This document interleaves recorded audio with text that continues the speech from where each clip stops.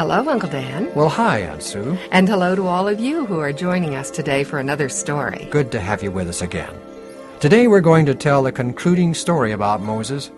Aunt Sue, as you have listened to the stories of Moses, what qualities of character do you think best tell us the kind of man he really was? Well, Uncle Dan, he was a man of great faith in God. Good. What else? He had qualities of leadership and is considered to be one of the world's greatest leaders. Mm-hmm. The Bible describes him as being very meek. Right. But perhaps above all else, he was an unusually patient man. Very good. I was hoping you would say that. Today's story is found in the Old Testament, the book of Numbers, chapters 13, 14, and 20 through 24. I call the story The Man of Patience. The story of the children of Israel traveling from Egypt to the Promised Land is a story of complaint and murmuring. When the slightest thing seemed to go wrong, the people blamed Moses. He bore these accusations and complaints in silence. In love for his people and in self-condemnation, he often prayed, O God of Abraham, Isaac, and Jacob, do not lay the complaints and murmurings of these thy people to their charge. Forgive them, O God, and lay their sin at my door. Soon after leaving Mount Sinai, the children of Israel arrived at Kadesh on the borders of the Promised Land. Moses wisely chose 12 young men to cross the border to spy out Canaan. You 12 young men have been chosen by direction of God to go into Canaan as spies. Bring back a report of its people, whether they are strong or weak, few or many.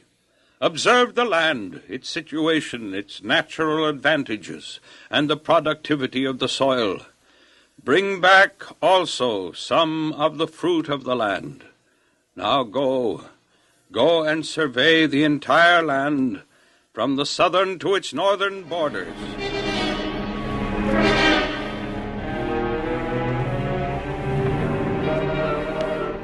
So this is Hebron. Yes, Hebron, one of the most renowned spots of the world. For many years it was the home of Abraham, Isaac, and Jacob. The cave of Machpelah is here. That's very true, Joshua, but it isn't a friendly spot any longer. It's now occupied by the Anakims, probably the fiercest people in all the world. And did you ever see such large giants as these Anakim? I didn't even know such large men existed. They make us look like mere pygmies. And the cities of Anakim, such strong walls and fortified, positively impregnable they are. I think it's impossible for us to conquer Canaan. The people are too strong. The Lord is on our side. Nothing is impossible to God. Anyway, it's not our duty to decide if we can or cannot occupy Canaan. Our job is to look it over and report what we find to Moses.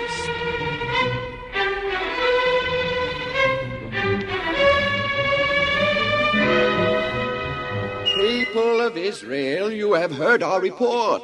Canaan is a good land. It is beautiful and productive. Nevertheless, there are many difficulties and dangers that we will face if we undertake to conquer the land. And what my companion says is true.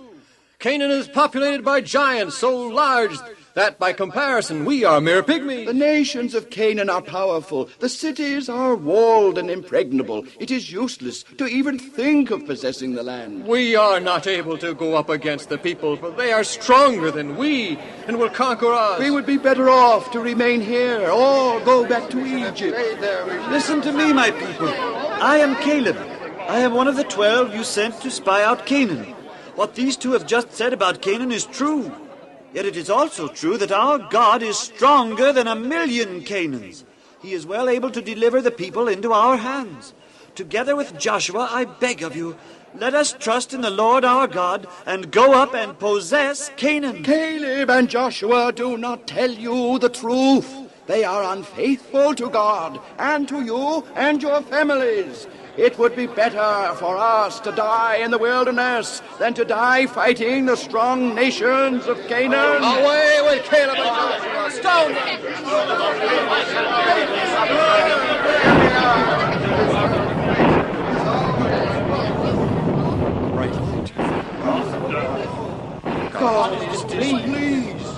My dear people, you have just seen the bright light and mighty sound. These things signal God's displeasure of the report brought back by the 10 unfaithful spies. God abhors your haste to accept that report and your murderous design against Joshua and Caleb. I shall go into the tabernacle and plead with God in your behalf.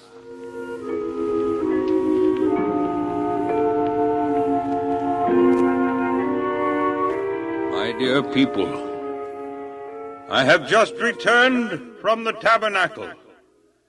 God is displeased with you, yet he is long-suffering and has promised to spare you from immediate destruction.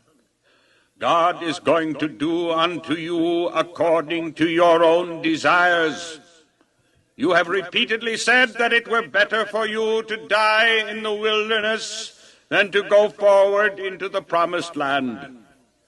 All of you who were 20 years old and older when we left Egypt shall die here in the wilderness. All except Caleb and Joshua, who have followed fully in the precepts of God. As they spent 40 days in their journey, so shall you spend 40 years wandering in the wilderness.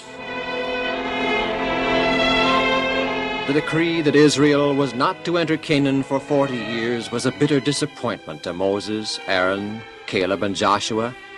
Yet, without a murmur, they accepted the divine decision. But not so those who had led in the complaining and revolt. I tell you, men, that we don't have to wait 40 years to possess Canaan. But that is God's sentence upon us. Why did God make such a decree? Because we refused to enter Canaan. Why were we unwilling to try to conquer Canaan? Because we were afraid we weren't strong enough. Because we feared the giants of Canaan. Because we were afraid to tackle the walled cities of the land. In short, because we were cowards. I say that if we can prove that we are not cowards, God will change his mind and permit us to possess Canaan. Granting that's true, how can we redeem ourselves? We'll collect together all our well-bodied and able men, arm them and seize the land by force and possess it. But the people of Canaan are giants, and the city's fortified and walled. We'll attack only a small segment at a time. We'll be defeated. Well, frankly, I'd rather die in battle, bravely fighting for my heritage in Canaan, than to wander for 40 years in the wilderness. And die in the wilderness anyway. Exactly. You say we'll attack just a small portion of Canaan? At once, yes. There are 2 Canaan tribes near here. We'll attack and defeat them first. I doubt if Moses will concur in this scheme. We don't need his approval. Who will lead us against the enemy? We don't need a leader. There'll be so many of us, hundreds of thousands against a few thousand of the enemy.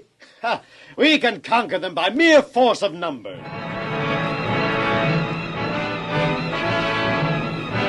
vast hordes of untrained and leaderless Israelites marched out of camp eager to meet the hastily assembled but strong, well-organized enemy armies. Moses, being warned of the circumstances, hastened after the Israelite army. Halt! Halt! I wish to talk to you. Please stop and listen to me. Please, I beg of you. Why should we listen to you, Moses? You don't have anything to say that we want to hear. In the name of decency and the God of heaven, please stop the men and listen to what I have to say. All right. Men, halt! Stop for a minute. Moses wishes to say something. You are marching to battle without the blessing of God. You are not organized. No prayer has been offered for victory. You will not succeed. Go not up, for the Lord is not with you. The Amalekites are prepared for you. They are strong, and you shall fall by their sword. Well, we'd rather die, Moses, fighting, than go in the wilderness for 40 years. Am I right, men?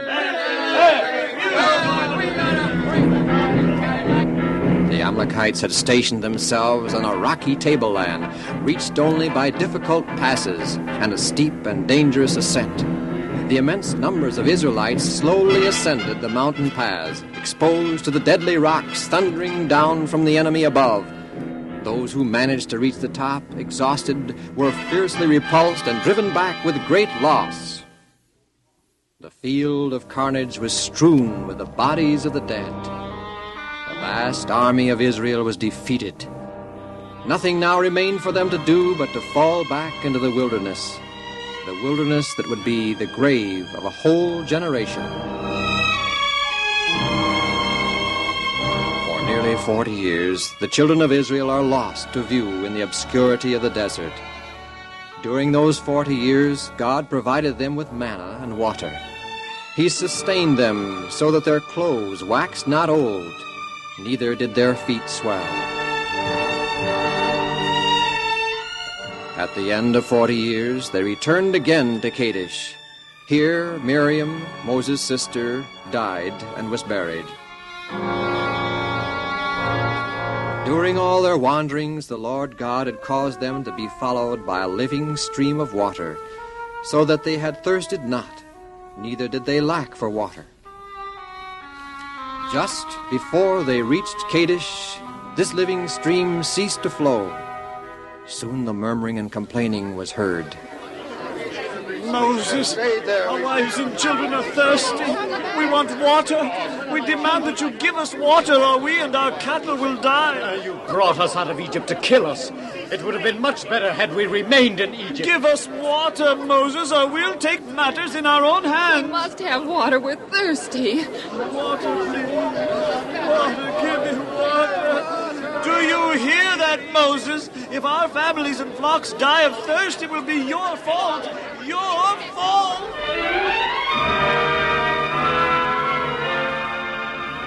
And Moses went to God in prayer. And the glory of the Lord appeared to Moses, and he was commanded to gather the people together and to speak to a massive rock that was before them. From the rock would gush forth a stream of pure water. Here now, you rebels! Must I fetch water out of this rock by striking it? Then, in direct disobedience to God's command to speak to the rock, Moses, losing his temper with the multitude, struck the rock twice with his rod.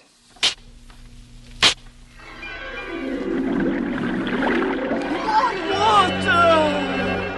Oh, there's all the water we can... Moses was now an aged man. Long had he borne with the rebellion and obstinacy of Israel, but this complaint had been too much for him. His patience had given away, and in anger and impatience, he had twice struck the rock. My dear people, God has informed me that because of my sin of anger in striking the rock, I will not be permitted to lead you into Canaan. I was chosen of God to shoulder great responsibility. God is no respecter of persons. He will punish the transgressions of those in responsible positions as surely as he will punish the sins of the least among you.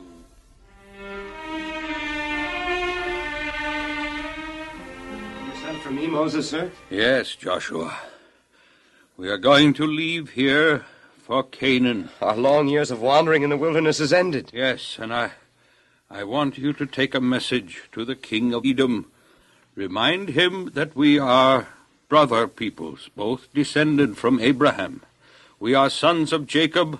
They are sons of Esau.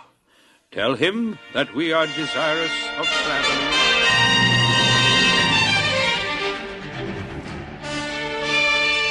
Audience granted. You may come forward.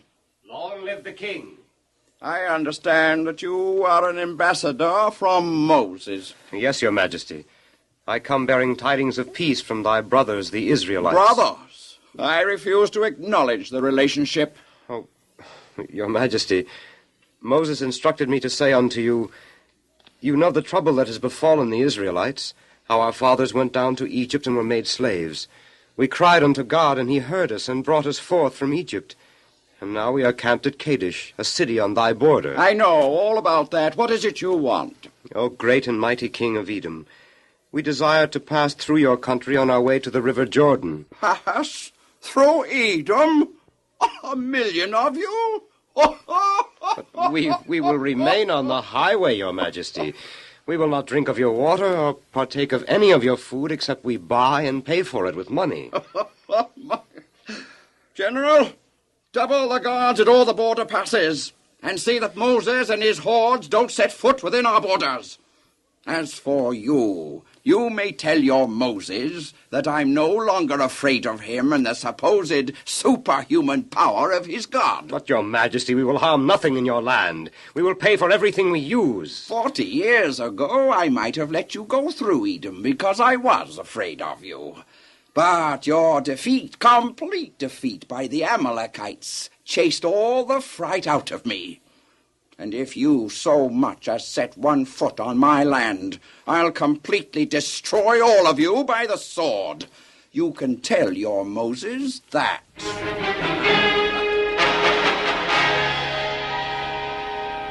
Well, he leaves us no alternative but to go around Edom. But Moses, sir, I understood that we were to possess all the land of Canaan, even Edom. No, Joshua, my son. God specifically commanded that we were not to possess Edom, nor are we in any wise to disturb them, for they are the children of Esau, our brethren. We must go around Edom. So once again, Israel turned southward and made their way over the desert wastes. Because they had glimpsed the green spot among the hills and valleys of Eden, the desert seemed even more gloomy and desolate than before. From the mountain range overlooking this gloomy desert rises Mount Hor. Arriving at its base, Moses commanded that the people halt and make camp.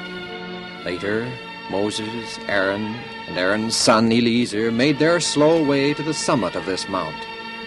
Arriving at the top, they beheld, as far as the eye could reach, the scenes of their desert wanderings. Somewhere beyond was the path leading to the promised land, that land whose blessings Moses and Aaron were not to enjoy.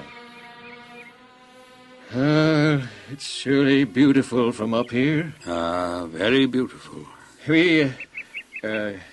You brought me and my son Eleazar here for a special reason, Moses. What? For many years, Aaron, my brother, you have stood by my side.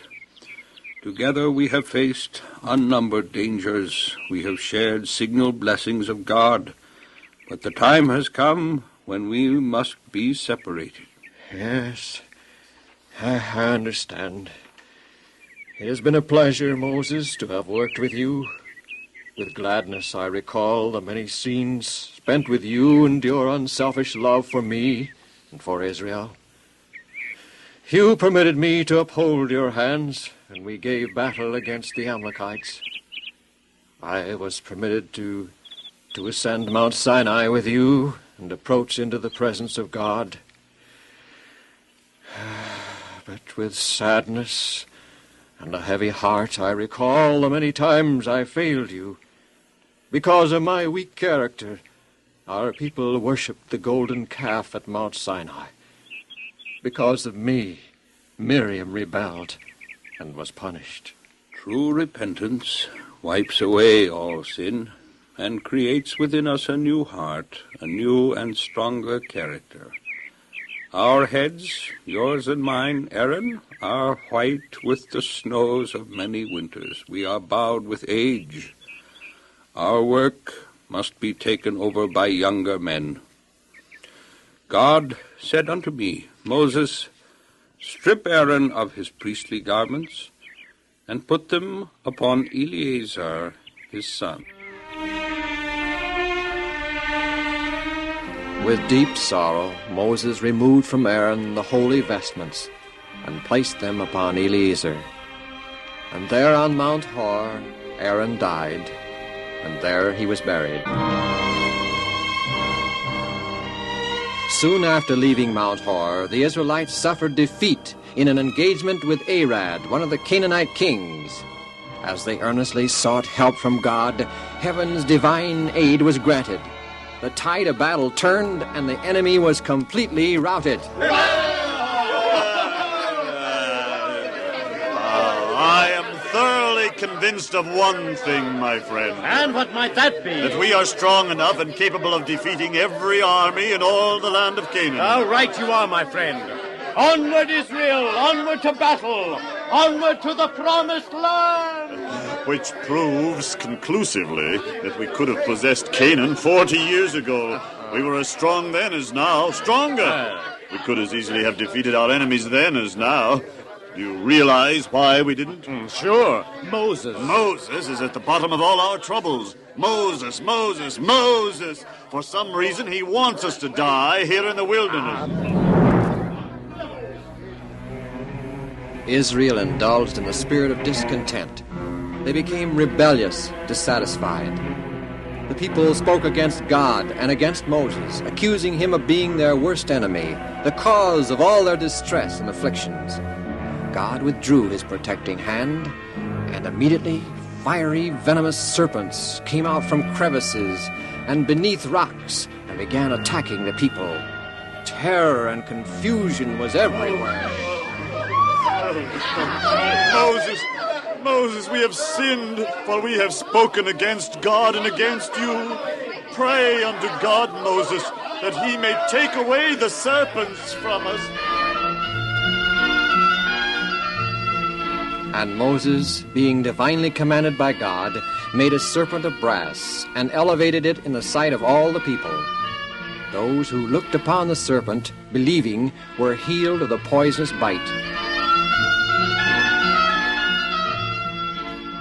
As Moses lifted up the serpent in the wilderness, even so the Son of Man is lifted up, that whosoever believeth in him should not perish, but have eternal life. After passing to the south of Edom, the Israelites turned northward and again set their faces toward the promised land.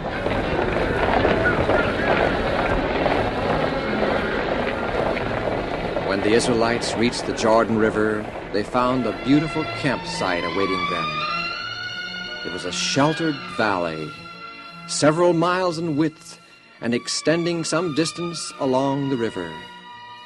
In this climate of the tropics and amid the acacia groves, weary Israel found an agreeable retreat.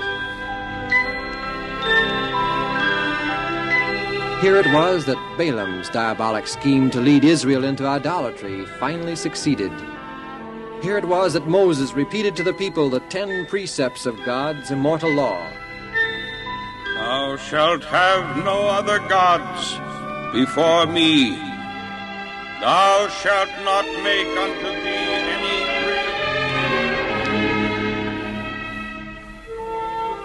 Here it was that Moses for the last time stood before his people, the people with whom his interest and his life had so long been united.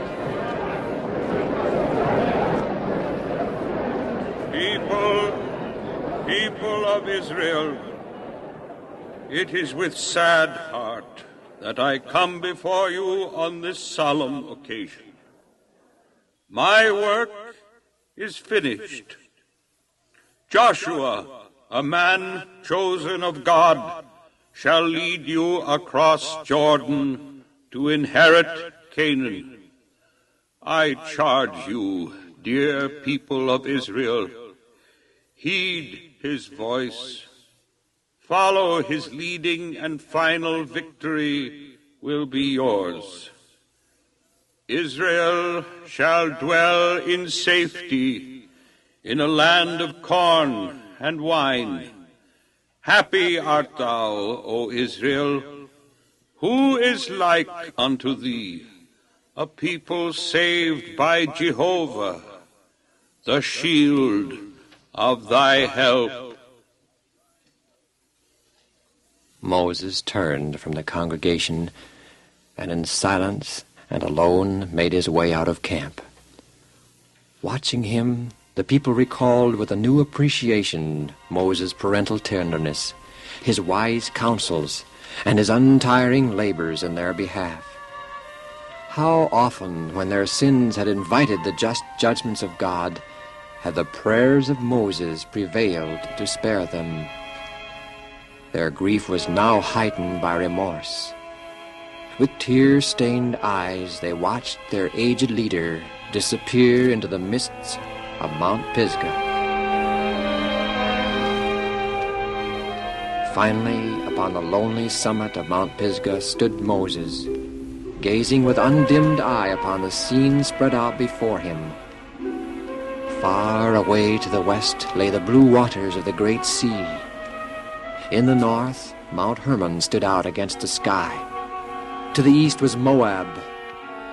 Away to the south stretched the vast reaches of the wilderness of their 40 years of wandering. In solitude, Moses, like a tired warrior, lay down to rest. So Moses, the servant of the Lord, the man of patience, died there in the land of Moab, according to the word of the Lord. And he was buried in a valley in the land of Moab, over against Beth Peor. But no man knoweth the place of his sepulchre.